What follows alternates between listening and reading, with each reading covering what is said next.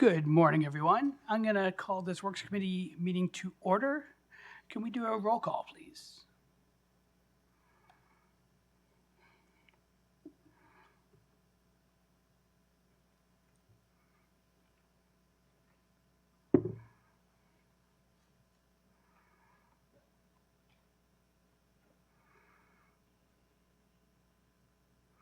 All right, thank you very much.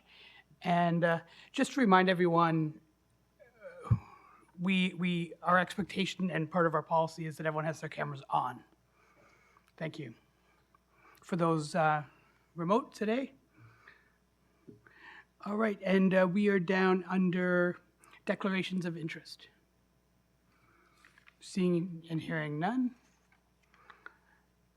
And then we're going to go with the minutes. Okay, thank you very much. Seconded by Councillor Crawford. All in favor? That's carried. Okay, and I do have some announcements that were handed to me by the regional chair. So we're going to start with the 2024 Provincial Safety Truck Rodeo. So this was a really interesting event. They had 500 people participating, and we had 2 Durham Region employees who participated. And out of 44 in their category, Tyler Jackson placed 8th, and Jack Stinsky placed 18th. So great job, guys. It would be a fun event to watch, and we know that we have an incredibly professional team that are serving our residents every day. But to see them compete at in this sort of event is just phenomenal. And it is also Waste Reduction Week, so October 21st to the 27th, and it's the Circular Economy Month. And we just like to acknowledge that it's Circular Economic Month and proclaim that we are committed to transitioning to a circular economy as we reduce waste in our community. So just as an example, the events that we're doing across the region where we're taking items that we no longer want in our own homes and putting at the curb, again, just phenomenal response, certainly in my community. I think you guys are seeing the same thing. And really proud of what the team has done when it comes to reducing waste in Durham Region. So thanks. We also have this signed by our regional chair, just talking about Circular Economy Month. Thank you very much. Put this up for the screen. For those of you following at home, thank you for laughing at my joke, Linda. I appreciate that.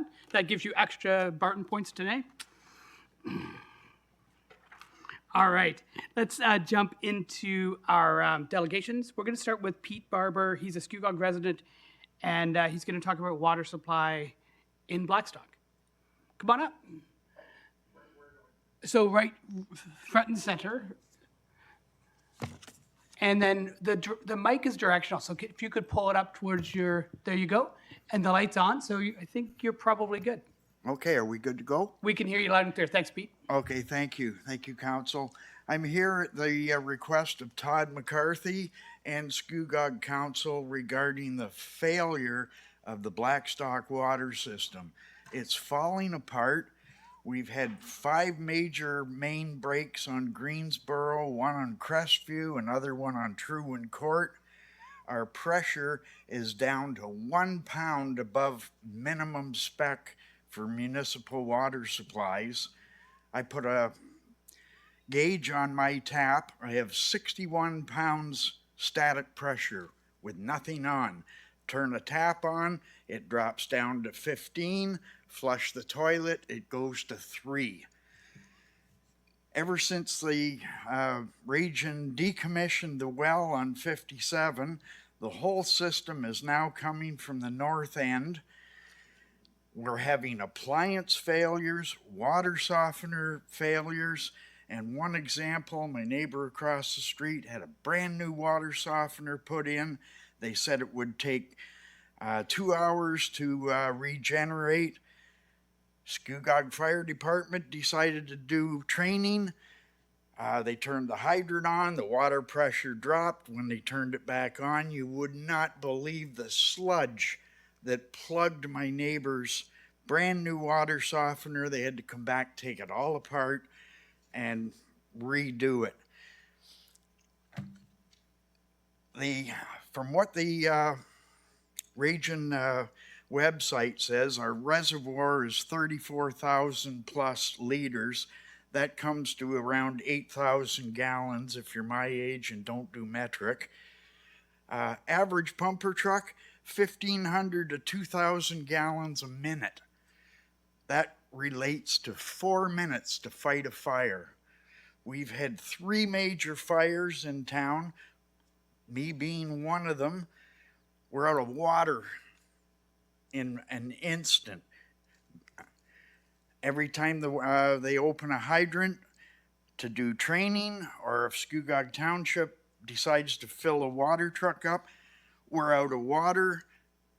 Cartwright Public School has no water until they shut that tap off. The recovery rate on the pump at the north end of town is 1,000 liters an hour. That's 34 hours to fill the damn thing back up. As soon as they open a hydrant, I'm told alarms go off at the offices. I'm getting ahead of myself here. When I had my fire, Scugog Chief Bernie told me the hydrants are only good for a small shed fire or a small garage fire. If you have a house fire, forget it. My garage burnt to the ground. There seems to be no communication between what's going on with Durham Region Water. When the workers come out to repair anything, they cringe because the system is so old. With all our complaints, they came out and replaced 7 to 8 shut-off valves out at the street because they were seized. Then they did these at 7 to 8 different times. They didn't do them all at once. Then they sent a crew out to replace the sod 7 or 8 times. I phoned and I said, why don't you do them all at once? Makes sense. They said, that's not the way we work. Hey, Pete, just letting you know you've got 1 minute, okay? Oh, Thank okay.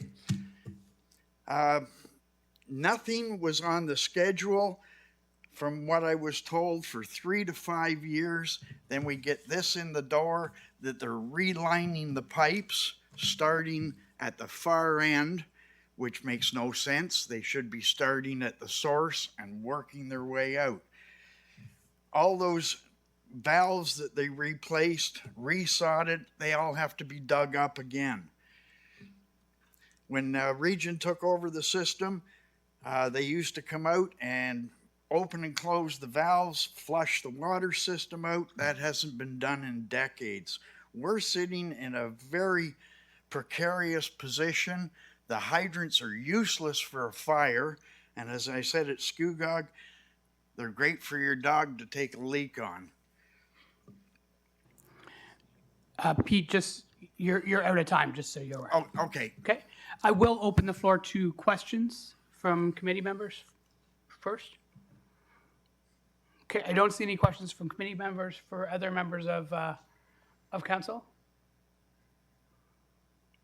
All right. So there aren't any questions from committee or from any members of council at this time.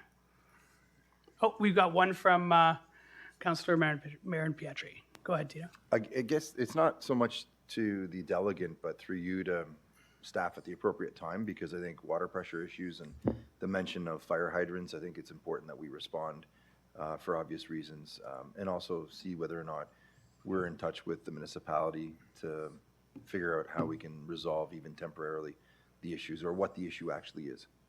I wonder, do you want to give us a motion just to have staff, or we could take it as direction, to have staff forward to the Works Committee a status update on maintenance on the that water system for Blackstock?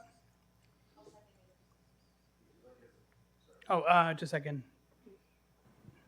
Go Mr. ahead. Chair, if you'd like it as a motion, we'll move and second it. Otherwise, it's fine as direction. I just don't want to tie you into something that may not allow you to work outside of that motion for the resident. Yeah. Ramesh, Yeah, through the motion chair, or? we'll pull it together. Like, we'll take it as a friendly direction. Okay. We can respond to all the comments there. Okay. Including, like, we are happy to have a conversation with the fire chief and Skugog if Okay. there's anything we are able to do beyond what we're doing. Okay, and that works. And again, maybe CC Councilor McDougall and Mayor Watton as well. Sure. Okay. Thank you. Hey, thank you very much. Hey, thank you very much for coming in today. We Thank appreciate you. your. Appreciate your time. I hope something gets done.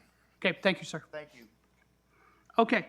Next, we've got Wendy Bracken. She's a Clarington resident, and she's talking about information report number 2024 Info 55 from the Durham York Energy Center in regards to 2024 compliance source testing. She has a second delegation here as well, and you've got 5 minutes. Go ahead. Thank you. Thank you and good morning. I'm here today about the 2024 Spring Compliance Source Test Report. Please note the details on my slides are provided for your information, but I cannot read them in my 5 minutes. Durham Info 55 itself does not identify any issues with the spring source test. And the ORTEC summary does say that it was maintained within the operational parameters that constitute normal operation during the stack test periods. But stack test periods, what constitutes it? Frankly, I was shocked that one dioxin test period was not continuous. They took the front time period pieced together with the back time period, but the middle time period got omitted. Also shocking to me was that the Stantec oversight report, where I finally discovered that all of this, by the way, it's not on the DYEC website, stated that boiler 2 for this dioxin test, the boiler 2 started to decline, the sampling was halted at 11:52, feedstock with a high moisture content was suspected to be the cause of the declining steam production, sampling resumed at 12:08. It's critical to understand dioxin emissions during that problematic approximately 20-minute period were exhausted to our air, but were not collected, not reported out. Dioxin furan emissions can be as much as 1,000 times higher during other than normal operating conditions. I've delegated to you before that the DYEC continuously monitors at the stack only these 5 pollutants. But all the rest, including the most toxic, are only stack tested for very, very short periods of time. These stack tests are under ideal conditions, and some pollutants are not monitored at all. The dioxin compliance test is 3 4-hour tests. That's a total of a piddly 12 hours in a whole year of operations. 12 hours in a whole year of operations under ideal conditions. I'm also concerned that the Stantec oversight report states that their auditing process involved, quote, eliminating data that may have been influenced by calibration or purging events that took place during this time, but don't provide what data was eliminated. Instead, they point to their table of values, where you can definitely see what I've just talked about. Boiler 2 steam production was below criteria, but it also shows that boiler 1 temperatures dip below the ECA performance requirement of 1,000 degrees. The ECA Section 6 performance requirements, there's several places that talk about the temperature, but this section is specific. It says that 1,000 must be maintained during the entire thermal treatment cycle and over the complete range of parameters, including feed characteristics. It's really concerning. You have this very short 4-hour dioxin test and tests, and these things weren't being met. More revelations. I didn't know the CIP reports contain extra information not on the website that speak to these issues that happen. The 2023 compliance source test, apparently, boiler 2 and boiler 1 dioxin tests weren't done concurrently because unit 2 was taken offline due to plugging of the feed chute for boiler 2. In Europe, they've improved their dioxin monitoring in incinerators. They now mandate the compulsory monitoring of dioxin emissions during all operating times. They have to monitor dioxins during startups. That's not happening here. We don't know in those other than normal operating conditions what's happening. It's never been tested at our incinerator. That should be of huge concern to you. You should also be concerned that you have to delve into a CIP report to find all this, and it's not available on the website. Because these details are in matter. They show how limited, extremely limited, our monitoring is, and they inform our monitoring recommendations and decisions. Monitoring has to be improved. We need testing during other than normal operating conditions, and we also need You've testing. got 10 seconds, just so you know. Okay. We also need testing that involves testing the environment, flora, fauna, agricultural products like eggs. Okay, and You you're know out of this- you're out of time on this one. You've got another one right now. Do you want to wait for questions on both presentations, or do you want to have questions on this one now? Could I have questions now? Okay, so any questions from committee members? Okay, I don't see any from other members of council. Okay, the next delegation, again, is Wendy Bracken. She's a Clarington resident. She's talking about 2024, sorry, she's speaking about a memo dated September 13th, 2024 from Ramesh Jagannathan, who's the Commissioner of Works, in regards to the long-time sampling system report. 7.1, go ahead. You've got 5 minutes. Okay, again, this long-term sampling system, this is your EMISA report. Again, it's about dioxins and furans and missing data. There's a pattern here. It's always about dioxins and furans, missing data. Here's the report. It covers January to May. What I want to draw your attention to, once again, we have a long period of time where data is not available. Boiler 2, look at the last line there. From March 26th to May 10th is a long period. The sample was invalidated, completely gone, no more information. Also note that that period covers a lot longer than 30 days, but that's what the duration shows for boiler 1. This is common. The duration period is often much shorter than the actual period of time that the cartridge is in.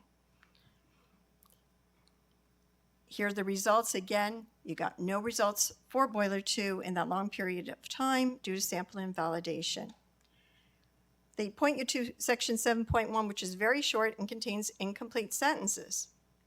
It says, which results in the validation of data for boiler number 2 as non-isokinetic conditions occurred, but nothing more, no other details. It's not good enough. So this is a pattern. There's a record here of problems with dioxin, furan, and MESA reporting. We don't have any data from 2015 to 2019 despite requests. From 2020 onward, many months have been invalidated or unavailable. The regions have developed a protocol with Covanta, and this has led to the invalidation of a number of months that include operational issues known to have high potential dioxins and furan emissions. Here's the long list before this latest emission of data, and I've presented this to you before. This is an ongoing problem. And you must put it in the context, we've had exceedances at this facility, big ones before, and an ambient air exceedance.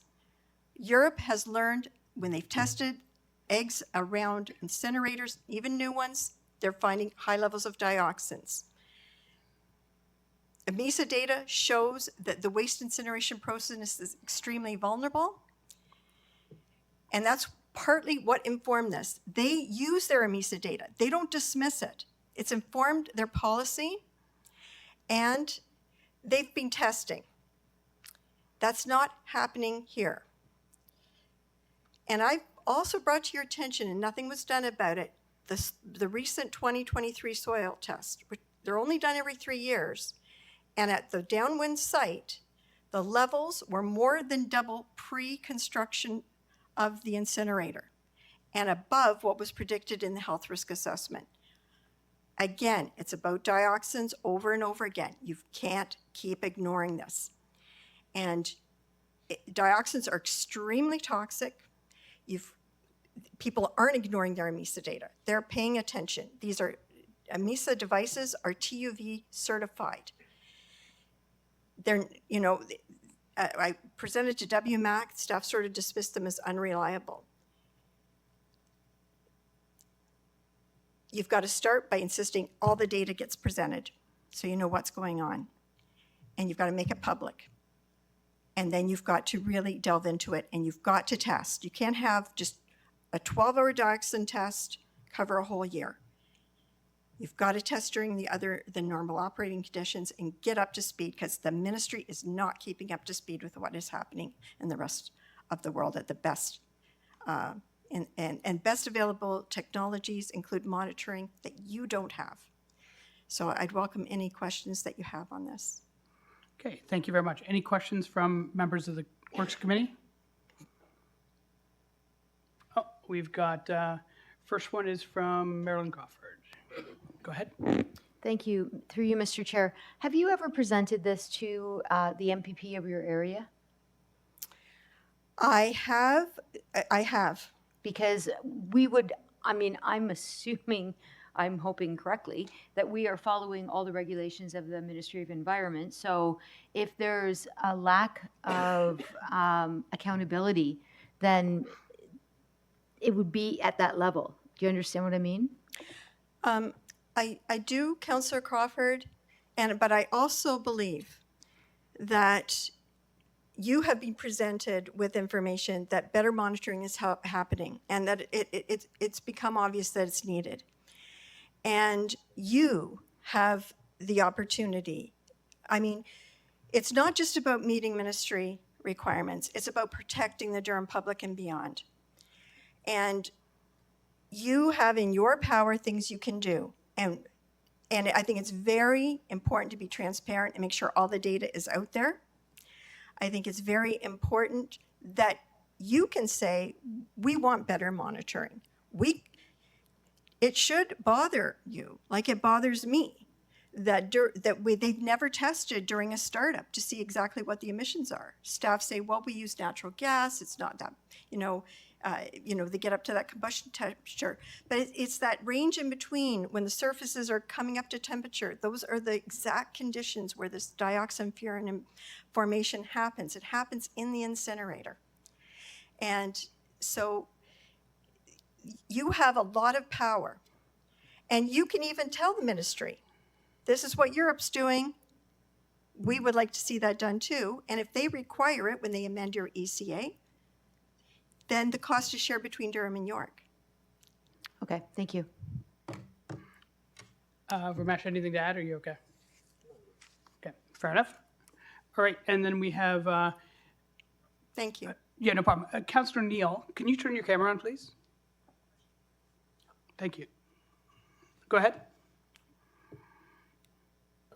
Yeah, I just wanted to know, through Mr. Chair, to Ms. Bracken, has this been discussed at the Energy from Waste Advisory Committee? This latest report has not, because we have not met. We were given one date in June, but we couldn't make that date, and we've heard nothing more about the future meeting. It was discussed at the WMAC when I presented this delegation, but this is also a concern to me that if I weren't here, you wouldn't know about this. I doubt it. How many of you read your CIP report? Like the first time I read it, I just looked at the Info 55 and I thought, okay, everything seemed like it went well that time. But then I kept reading. And then it's not till I get to the oversight report that I learned, oh, the dioxin test got paused. Operations veered out of normal range. So you've already answered the question. Yeah. Thank you. Do you have any follow-ups, John? Not right now, thank you. Okay, no problem. Next is Mayor Schumer. Go ahead. Thank you very much, Mr. Chair. I'm just wondering if staff could comment on what would be involved with increasing the frequency of the testing for dioxin. Okay. Yeah, through the chair. So we do source testing once per year, which is an ECA permit requirement, Mayor Schumer. And we do another one which is voluntary, which was really self-directed by Works Committee and Regional Council. So we do 2 a year. Both of these reports go to MECP every year. And the last 3-4 years I've been somewhat closer to this project. There has been no concerns. And all the concerns we've heard today, including AMISA, were brought to the attention of MECP during the course of the last 2 to 3 years, looking for increasing from 140,000 to 160,000 tons per year. All those concerns were dismissed and the elevation requests have been denied. I remain confident MECP is accountable and responsible for the additional 20,000 ton increase. I trust them. We have a strong staff complement of professional engineers, and we do have like a lot of independent consultants. We just don't take the ReWorld and Covanta thing. My humble submission is to look for any significant increases in monitoring, which would typically require a plant expansion. That would have to happen as part of like, whether it's a 250,000 ton EA or 400,000 tons EA, if and when that ever gets done. Until then, we really should turn the page on this. We are doing something much better than the alternative, which is landfills. Many other agencies across Canada are looking at this. And in terms of AMISA, to my knowledge, and I've checked with all the experts that I have access to, no one even in Europe, but I stand to be corrected, use it for compliance testing. It's an operational monitoring tool. I'll leave it at that. I'm not sure if I answered your question specifically, but hopefully it's somewhere there. Thank you. Mayor Schumer, anything Yeah, to add? I was just wondering what might be involved in actually, doing the testing more frequently. And I'm just wondering if staff wanted to comment on the concerns regarding I guess I'll call it the missing testing data.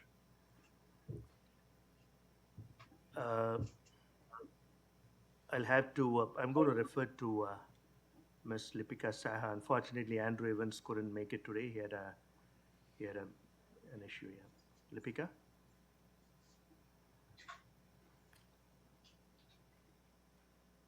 Just a second. Can we turn on that mic?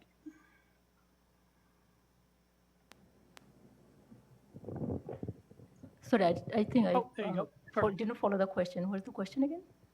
The question is about the missing data, like, was it in the source test or AMISA? Can I get that clarification, please, Ms. Bracken? Well, I referred to the fact that the sampling was paused, so there that it was still, the facility was still emitting, but those dioxins weren't collected during that stack test period that was reported out. So there's that missing data that wasn't included, and there's also all the months of missing data and years, frankly, of missing AMISA data that the public does not have, and does not have any of the underlying reports for us to help to understand what went on and when samples got invalidated. I think the missing data that have been discussed, it was responded earlier. So MSA is started to report from 2018 onwards. And the missing data that you are talking about, I think everyone knows that EMISA during the non-isokinetic sampling is not the valid data. So that was invalidated. Does that answer your question? Yeah, the question was from Mayor Schumer. Does that answer your question? Yeah, I'm not sure if it does. Maybe go back to the deputy to see if that answers the concern, because that's what I was trying to clarify. The deputy brought up issues of missing data, and I'm not sure if that answer really. Sorry, through the chair, we can get back to you in written form on that particular question. I'll talk to Mr. Evans, who was not able to make it, unfortunately, today. Okay. Okay. Thank you. Thanks, Mayor Schumer. All right. That completes the questions. We're now at 6.4. This is a delegation from Linda Gasser. She's a Durham resident in regards to report 2024 Info 55. Go ahead. Thank you very much. And you've got 5 minutes. Do you want me to tell you when you're at a minute, or how do you want me to do this? Maybe 30 seconds. Okay, no problem. And just before I start, I really wish we had the opportunity to discuss this response from the Works Commissioner to the questions, because I'm not confident that the characterization was entirely accurate or complete. But I touch on some of that in one of my delegations. Okay, go ahead. So, good morning. Thank you for hearing me. So, as Wendy said, Info 55, so that's the staff report itself, is really not the whole picture when it comes to dioxins and furans. And as you know, the stack tests, it's a snapshot in time. That's what the results tell you. And you've got 3 4-hour tests twice a year because we have a compliance test and a voluntary test. The report itself does not mention the issues with the dioxins and furans in Run 3 for Boiler 2. The report attachments from the external consultants describe that third test run for Boiler 2 had to be paused, and as Wendy has described, testing resumed after about a 20-minute pause. Staff interpretation of the stack testing results are inappropriate, in my opinion. Staff wrote, "The DYEC demonstrates consistent performance with the appropriate controls and monitoring place provide a level of safety and protection to human health." In the next section, the results of testing completed from 2019 to 2024 are presented in the attachment. The data presented indicates that the DYEC has consistently demonstrated blah, blah, blah. The next section, they go again consistently. Nobody, no one should infer from stack test results that these results are representative of ongoing operations at the DYEC 24/7, 365. And definitely, they should not, with staff excluding the years of 2015 and 2016 when DYEC stack tests failed. Engineers have professional obligations not to opine beyond their scope of expertise, and especially not when addressing political decision makers and the public. A report is not an advertising brochure. Similar comments were made in Info 17, that's for the 2023 fall stack test. Again, consistent, safety, this is completely inappropriate. From attachment 2 for the 2024 Info 17, it also shows that it was necessary to take Unit 2 offline due to plugging of the feed chute. So you've had 2 types of issues occur around 2 successive dioxins and furans stack testing programs. So what happens outside these pre-advised testing dates the rest of the year? The ORTEC summary, which was an attachment to Info 55, it shows you the history of the compliance tests and the voluntary tests. Look at the bottom left and note that the last 2 source tests are described as being compliance tests. So in the past, the fall source test was a compliance and the spring source test was voluntary. The last 2 tests have been compliant. So please ask staff why there were 2 successive compliance tests. Were they required to do this by the ministry, or is there some other explanation? And please also ask when the fall source test will occur, and will that also be a compliance test or voluntary? The EFW business case report from 2008 stated that the RFP will also require routine quarterly or semi-annual stack testing. So this goes to show you what was being considered back in 2008 when all kinds of promises were made that there would be the best of the best monitoring. There was an attempt to kill off the voluntary stack test a few years ago. It was sometime before 2020. I didn't have time to look up the date, which thankfully did not pass. So the DYEC website, you must post all the related information. They do not post these info reports which are found originally in the CIP on the website with the other stack testing reports. And unless people see the staff report with the attachments that are the consultant's report, they don't get the whole picture, and nobody can track this. Automated notifications to the web page subscribers are erratic. I have reported this numerous times to staff. It does not always get addressed. And it's really, staff tell you in the report, it's been posted to the website. Well, it wasn't. I had to contact them. This is not an anomaly. This happens relatively frequently. And then there's a tab for the ministry correspondence on the DYEC website air emissions page, but the most recent correspondence is from February 2021. I have a screenshot from 2015 that shows you the type of information that used to be posted on the website. They are not doing this now. And you could pass a motion today. So 30 seconds. Thank you. And you could pass a motion today asking staff to make sure all the stack testing information reports and consultants reports are posted on the stack test tab, and that all the related AMISA stuff is posted in the AMISA tab. And that includes ministry correspondence, because we need to see, they have to submit a pre-test letter. We need to see the response back. Are there any deviations that might have been approved that we wouldn't be aware Okay, of? you're out of time. Thanks. Okay, any questions? We have Councillor Neal. Go ahead, sir. Yeah, thanks, Mr. Chair. To the delegate, or to, I don't know if staff can answer this, but is there any way that what Linda's talking about, that this stuff could be posted, like those deviations that she says are supposed to be posted but are not being posted?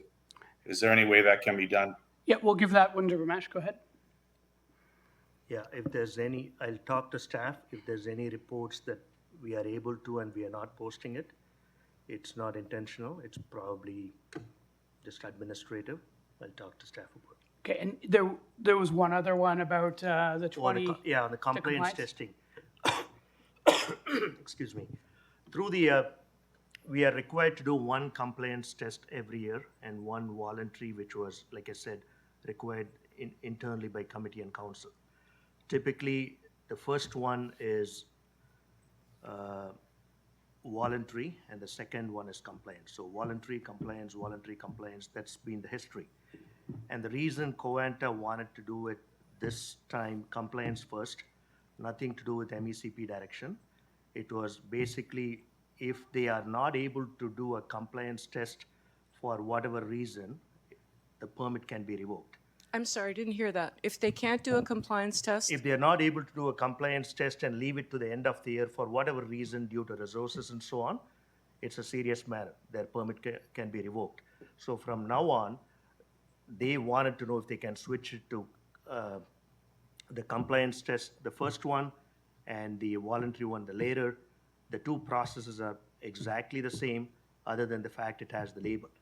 Something were to happen resources-wise for Covanta, and I'm not saying that's going to happen, at least they don't risk the loss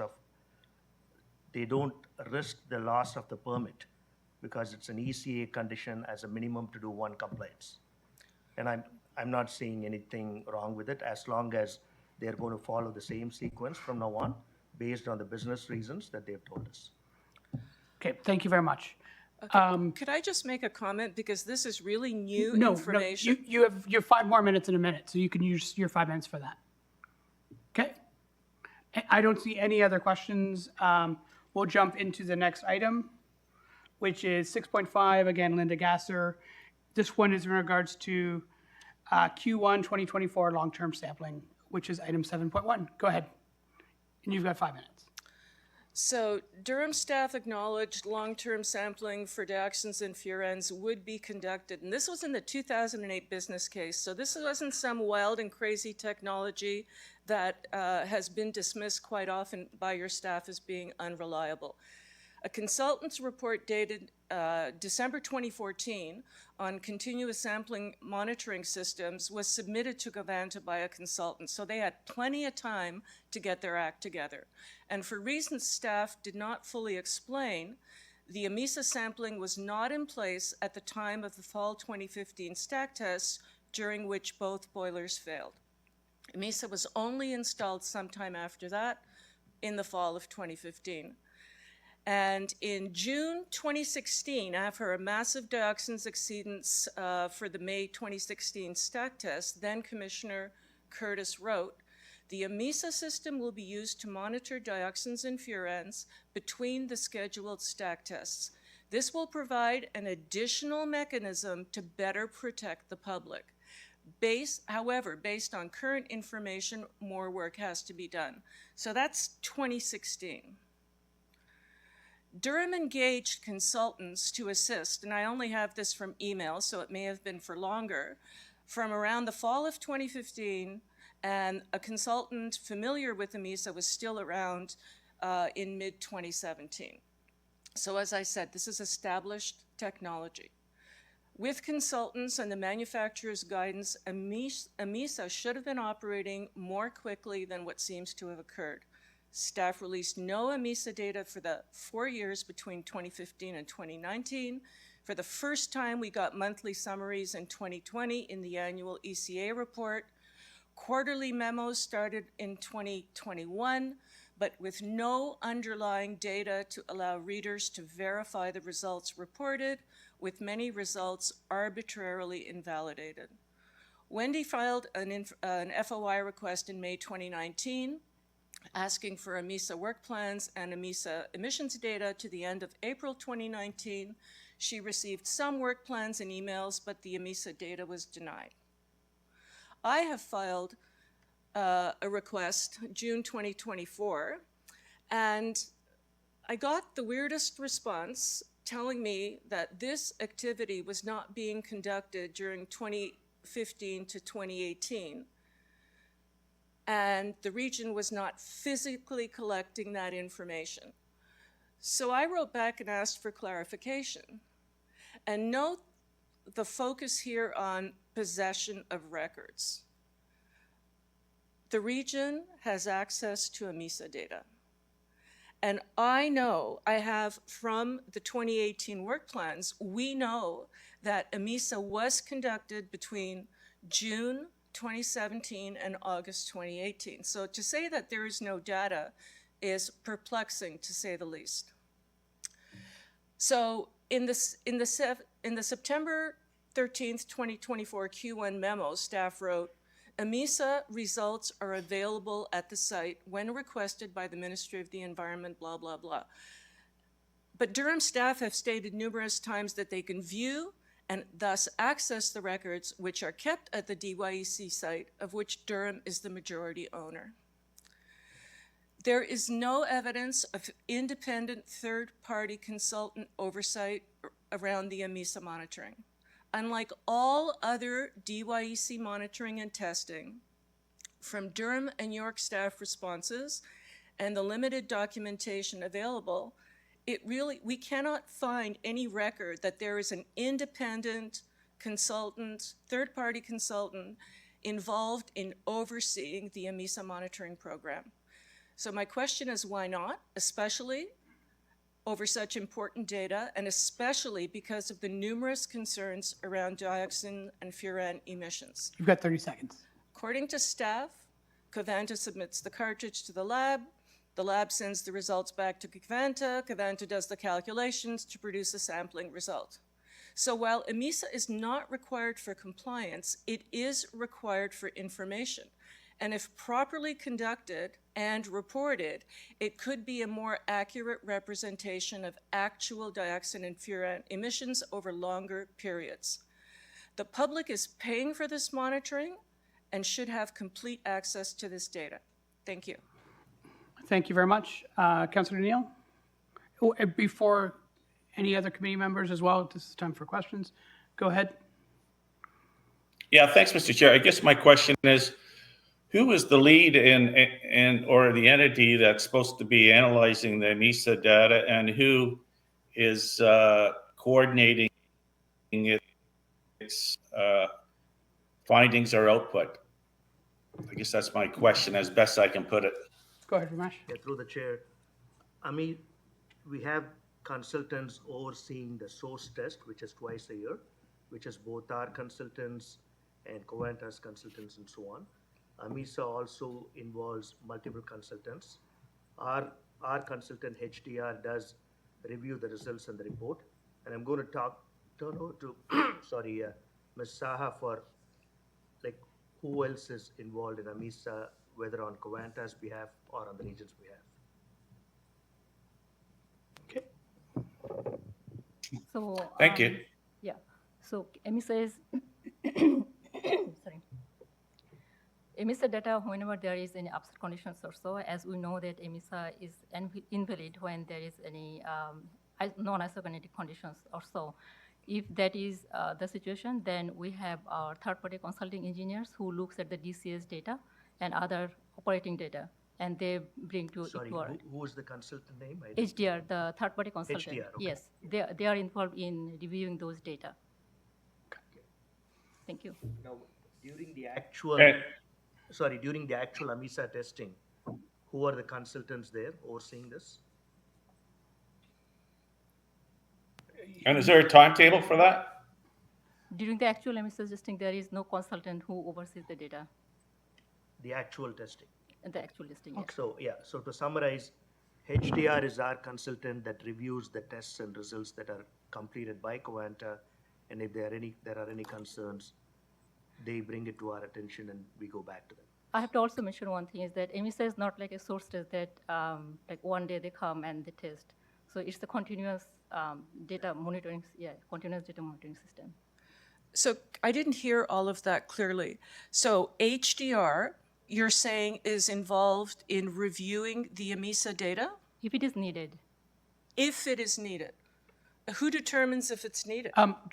because Just if the to- EMISA is sampling during the non-isokinetic conditions, that's when you see the invalidated data, and that's when we inspect the data and the operation conditions to see what's happening.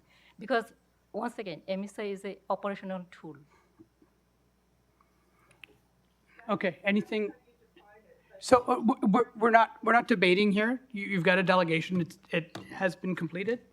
John, do you have any follow-up questions on that? Councilor No, Neal? I just didn't catch that last part, Mr. Chair. When, who decides when it's needed and Yeah, if just it's like- valid? Yeah, we'll go to Ramesh. Go ahead. Who qualifies it? Well, certainly the DYEC team, which is made of Andrew Evans' staff, they get the report on the AMISA testing and results. If they need, HDR is on a retainer. If HDR is required to review validated, invalidated data, they bring us any advice and that's the way it happens. Do you have a follow-up on that, Councilor Neal? No, not right now. Thank you, Mr. Chair. Okay, next we've got Councilor McDougall. Go ahead. Thank you as a guest here. Thank you for allowing me to ask questions. Question is just for clarification, the incinerator that we operate with York, is that the only incinerator in the province or is there other incinerators as well? To my knowledge, and I'm pretty sure about this, we are the only municipally operating AFW. There's others such as the one in Brampton, which like Peel Region and others rely upon. Emerald, I think, that company. It's a private company. And I know there's two more that's recently been approved, and I don't know the exact status in Alberta. And I know Ottawa is actively looking at this. But as of now, to my knowledge, there's one in Vancouver that may be municipally operated, but I can't say that for sure. So if I can follow up, through Mr. Chair, the incineration process, regardless whether you're recovering energy or not, does it have the same testing regimes for all of these incinerators? Or is it specific to each incinerator or different for each incinerator? Or do we decide the testing procedures, or how is this decided upon what we do for testing? So obviously, MECP has some standard requirements, but ours are much more stringent, in part because of, such as, they need only one source testing, but we do two. And AMISA testing was something that they added at the request of, it happened through regional council. So, and even our standards are much more stringent based on some of the charts that Andrew Evans had presented recently, comparing it to the EU limits and so on. So then to follow up on Councillor Crawford's question in terms of asking, was this presented to your MPP? Perhaps the request for more stringent testing would be better asked of the province rather than being asked of the region of Durham. Yeah, and such requests were made in the context of the couple of years of studies that we did for the 140 to 160, and which did not, was not made a condition to go from 140 to 160. Okay. That's all. Obviously, we still have to do an application and so on, but in terms of statement of completion, there were no such conditions imposed, such as additional monitoring or additional testing and so on. Okay, thank you. Thank you very much, Councillor. Are there any additional questions from committee members or other members of council? Okay, seeing and hearing none. Thank you very much. Okay, so we are down to 7.1A. This is an information report, 2024 Info 55. And why don't we do B at the same time? This is the Q1 2024 long-term sampling. Can I get a mover and seconder for that? Councillor Crawford moving it, and Councillor Mulcahy, can you give me a second? Or Councillor Cook? There we go. Any questions or comments on the motion? All in favor? That's carried. We're down into into works 8.2A. This is 2024 W22. This is a lease renewal for Ivanhoe Cambridge in regards to 419 King Street West. Can we get a mover and a seconder for that? Moved by the chair, seconded by Councillor Cook. Any questions or comments on that? Okay, all in favor? That is carried. Thank you very much. And we're down under other business. Our next meeting is Wednesday, November the 6th at 9:30 a.m. Motion to adjourn. Would our vice chair give us that? Okay, thanks. Seconded by Councillor Yamada. All in favor? That's carried. Thank you so much. Thanks, everyone.